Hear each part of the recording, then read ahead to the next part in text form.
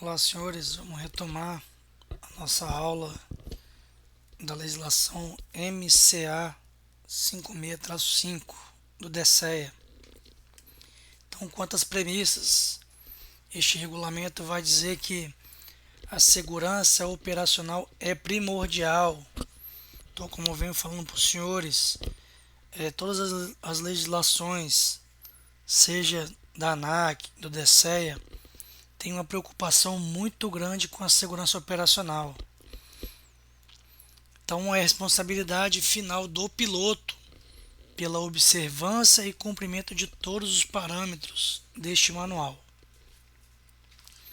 Quanto ao cadastro de aeronaves e pilotos, então a Lei 11.182 de 2005 vai dizer que é competência da ANAC atestar as aeronaves emitindo a documentação, bem como emitir também os certificados de aeronavegabilidade, as licenças e habilitações.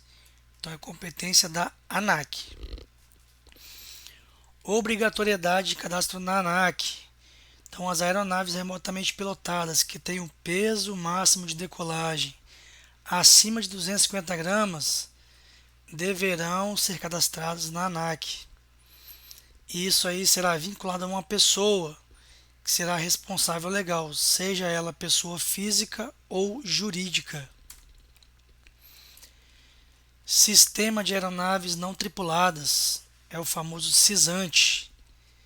Então é através desse sistema que haverá o cadastro da aeronave, bem como a emissão da certidão de cadastro. É através do CISANT, que é da ANAC. É um sistema que tem como órgão gerenciador ANAC. Então, após o cadastro no CISANT, a aeronave estará disponível para solicitação de espaço aéreo brasileiro. E isso é feito no SARPAS, que é o Sistema de Gerenciamento de Acesso ao Espaço Aéreo Brasileiro, que quem gerencia o SARPAS é o DCEA. Então, o CISANT é da ANAC, o gerente responsável pela ANAC, e o SARPAS é do DCEA, que é um órgão da aeronáutica. A aeronave orgânica poderá operar mediante vinculação da pessoa jurídica, ou seja, o CNPJ, a um responsável, pessoa física, para administrar a conta da instituição. E é isso que é feito também na polícia. Existem alguns militares que são responsáveis pelo gerenciamento tanto das aeronaves quanto dos pilotos. E quais são as aeronaves que são cadastráveis no CISANT? Este regulamento vai dizer que são as aeronaves civis e as aeronaves civis públicas. Ou seja, aeronaves militares, aquelas pertencentes às Forças Armadas, não serão cadastradas no CISANT. Eles têm um sistema próprio lá na aeronáutica. Esse aqui é o layout do novo CISANT. Entrada com login e senha. Vai ter a possibilidade de consultar nos seus drones. Aqui, ó, cadastrar novo drone. Isso aí os senhores vão ver em outra matéria, outra disciplina do curso, como é que é feito esse cadastramento. E também, como tem um setor específico para isso, geralmente as aeronaves já vão para as unidades com o cadastro pronto. Agora nós vamos para um assunto extremamente importante: quais são as regras para acesso ao espaço aéreo brasileiro por uma aeronave remotamente pilotada. Então esse regulamento vai trazer umas regras gerais, ou seja, deve cumprir os parâmetros da ICA 140, que também é de competência do DCEA. É o próximo regulamento que vamos estudar, é a ICA 140. Os senhores podem ver que um regulamento às vezes direciona para o outro, eles são complementares, eles não se excluem, ok? Então, devido ao caráter especial dessas operações, como os senhores podem relembrar, essa aqui é uma legislação específica para órgãos especiais. Então, devido a esse caráter especial dessas operações, os parâmetros de solicitação de voo previstos neste manual, tendo caso as missões reais que não permitem o planejamento prévio por parte do operador, ou seja, devido à missão dos entes, geralmente estatais, foi criado um regulamento específico, porque não havia como, devido às missões, realizar um tipo de voo de forma tão rápida, porque os prazos e os pedidos demoravam bastante. Então, atendendo ao pedido dos órgãos de governo, isso foi feito através dessa legislação. Operação em aeródromo compartilhados com aeronaves tripuladas. Isso aqui é muito importante. Então, essa tem que ter autorização expressa do operador do aeródromo e a coordenação com o órgão de serviço de tráfego aéreo. Ou seja, uma RPA só pode operar juntamente com aeronaves tripuladas nesse aeródromo se tiver autorização do operador do aeródromo, bem como a coordenação com o órgão de serviço de tráfego local. Ok? Operações aéreas especiais. Quando for necessário o contato via rádio entre o piloto e o órgão ATS, ele deverá ser realizado um briefing entre os envolvidos, ou seja, isso é requisito obrigatório. Então, nós, como entes que operam como órgãos especiais, através de operações aéreas especiais, quando for necessário contato via rádio entre piloto e o órgão de serviço de tráfego aéreo, deve ser feito de forma obrigatória entre os envolvidos. E para isso existe uma fonética padrão. Assim como nós usamos uma fonética no dia a dia policial e militar, via rádio, também existe uma fonética padrão na aviação. Como é que a legislação estipulou? Vai ser falado a sigla RPA, mais o nome do órgão e os dois últimos dígitos do número do cisante ou matrícula da aeronave. Nosso exemplo aqui, RPA Papa Mike 59. Então, RPA é a sigla que ele pediu. Papa Mike é o nome do órgão que nós vamos estar identificando. E os dois números finais aqui, pode ser a numeração final do cisante ou da matrícula da aeronave, que foi cadastrado lá no cisante. Ok? Poderão ser utilizados códigos fictícios, dependendo da necessidade operacional. Isso aqui com o objetivo para não denunciar as operações, principalmente para o setor de inteligência também. Então, deverão manter combinados em briefing. Isso aí tem que ser padrão. Não tem como voar em conjunto com outras aeronaves se não tiver esta comunicação bilateral. Então, os operadores, eles deverão ser cadastrados no SARPAS, que é o Sistema de Acesso ao Espaço Aéreo, e tem que estar apto à pilotagem das aeronaves. O que deve ser evitado? Condições meteorológicas, ou seja, precipitação, vento, nevoeiro, ou condições que coloquem em risco a operação veloz, ou que tenha risco da aeronave em voo, e você perder o controle. Tem que obedecer os parâmetros especificados nos manuais. O voo dentro dos limites especificados de cada fabricante. Isso aqui é importante, senhores. Conhecer cada aeronave. Então, dentro da Polícia Militar, o militar é habilitado para cada tipo de aeronave. Então, os senhores têm que conhecer o equipamento, saber as limitações. E como que isso é feito? Através do manual. Então, por isso que toda habilitação da aeronave é feito um mini curso, uma instrução, e isso é publicado para dizer que o militar está apto a voar com aquele equipamento e conhece as limitações. Então, dando um exemplo aqui no caso de vento forte, tem que saber que o Mavic 2 ele vai ter uma resistência menor do que o Matriz 300, até mesmo pelo tamanho da aeronave, potência do motor. Então tudo isso vai estar especificado nos manuais. Então é de suma importância o militar conhecer os manuais de cada aeronave.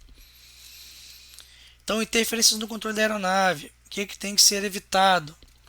Equipamentos, chegar próximo a locais que tenham interferências de radiofrequência, como radares, linha de transmissão, antenas de comunicação.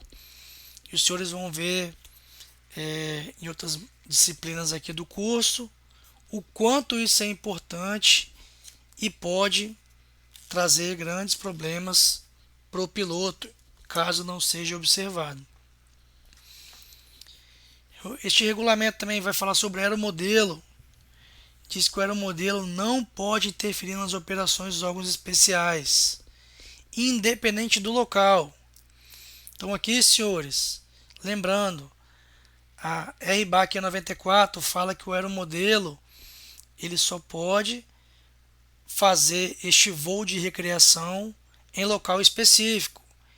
Mesmo ele estando em local específico, ou seja, independente do local de operação, as aeronaves, as operações dos órgãos especiais têm prioridade. Então, o aeromodelo deverá imediatamente ser interrompida a sua operação quando ele verificar a aproximação de RPA dos órgãos especiais, e aqui eu incluo principalmente aeronaves tripuladas. Então, isso aqui é questão de segurança. Mas a legislação deixa claro que os órgãos especiais terá prioridade da operação em detrimento do aeromodelo.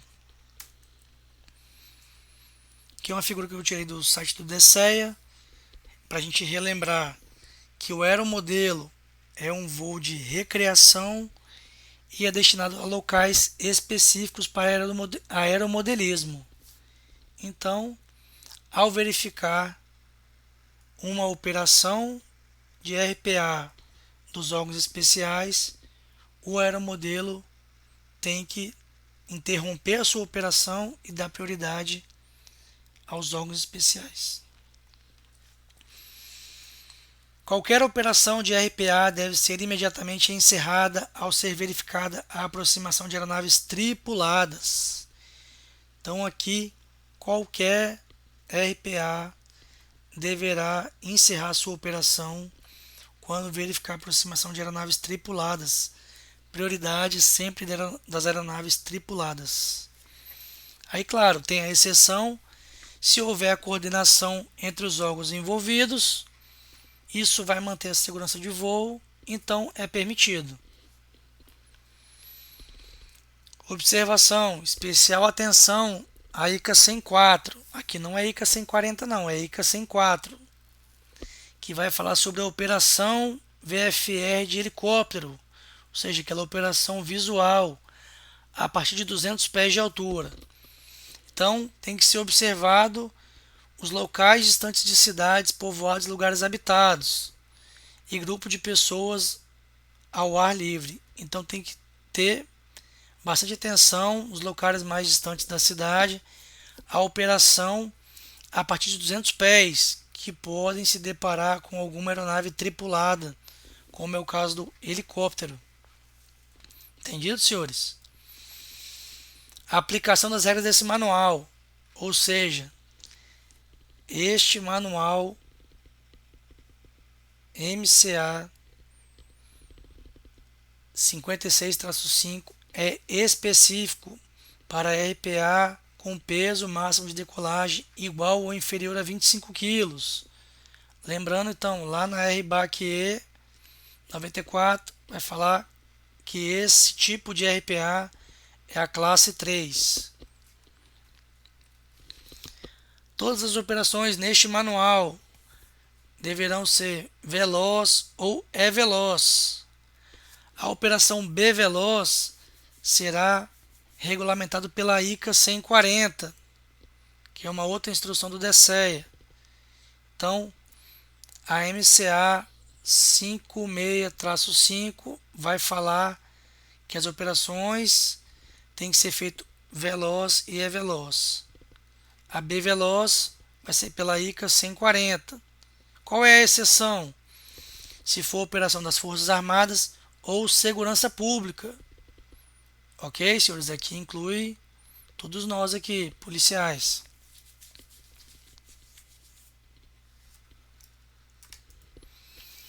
Utilização de óculos FPV, aquele que primeira pessoa, é considerado uma operação B veloz, e isso muda muita coisa. Diversas licenças e autorizações aqui são necessárias, independente do peso da aeronave. Os senhores viram isso lá na RBAC E94. Podem ser autorizadas operações veloz, ou seja, linha de visada visual, acima de 400 pés, ou seja, acima de 120 metros, ou operações B veloz. Então essa norma vai dizer que pode ser autorizado que você esteja veloz acima de 400 pés ou B veloz. Para quem? Para as operações das Forças Armadas ou segurança pública. Então aqui, senhores, é uma legislação que vai autorizar nós da Polícia Militar a poder voar acima do teto até hoje regulamentado pelas aeronaves remotamente pilotadas, que é 400 pés, ou seja, 120 metros. Então isso aqui também é um pedido reiterado dos órgãos públicos que tinha esse entrave na hora de operar.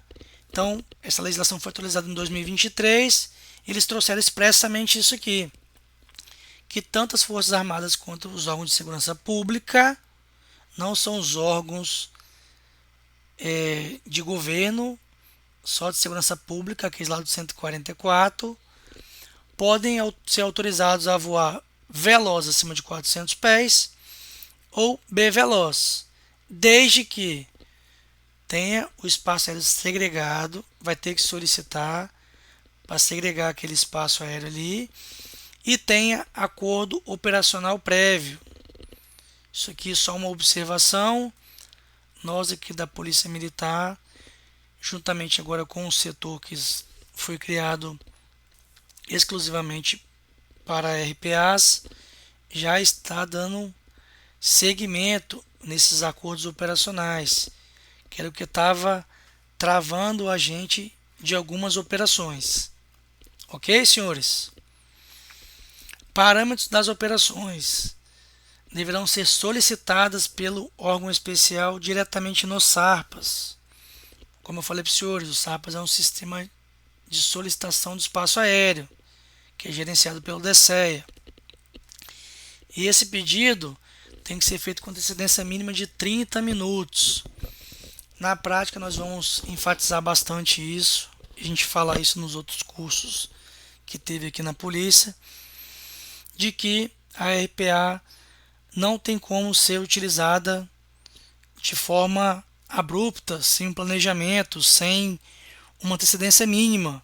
E aqui a própria legislação vai citar como um parâmetro essa antecedência mínima de 30 minutos. Se tiver fora desses parâmetros, bem provável desse pedido ser negado, ou ele vai autorizar desde que tenha uma coordenação antecipada com o órgão de serviço de tráfego aéreo. Ok, senhores? Então aqui eu trouxe uma imagem de operação com óculos FPV, né, que é visão em primeira pessoa. É considerado um tipo de operação B veloz. Isso já muda bastante coisa. Então agora eu vou dar uma pausa técnica aqui agora, para que nós possamos retornar depois para tentar explicar de forma melhor, com mais calma, esse quadro resumo desses parâmetros. Ok, senhores? Desde já agradeço a atenção de todos. Até daqui a pouco.